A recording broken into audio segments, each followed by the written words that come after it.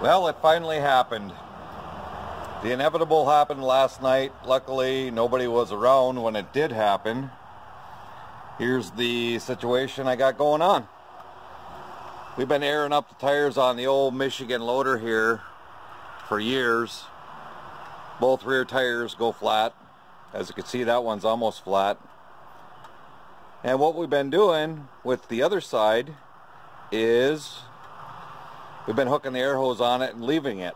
It takes, for whatever reason, the valve stem's super slow. It takes about 4 hours to get the tire pumped up on the other side. Well, last night I hooked the air hose onto it and I forgot to remove it. So sometime during the middle of the night, the tire exploded. Luckily, nobody was around. It was the middle of the night when it happened. It must have been a pretty good explosion. Here's the propane tank that's next to it. That tank was sitting on those 2 concrete blocks there. It moved that tank over a foot. Obviously destroyed the tire. That plastic gas tank was sitting here next to the door. It ended up over there this morning when I got here. And even more impressive is the result of the explosion on the inside of the garage. That electric motor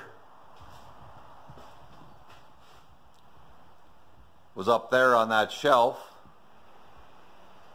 That blower assembly would have hit the floor had it not been for the hoist post there. Blew the cabinet doors open.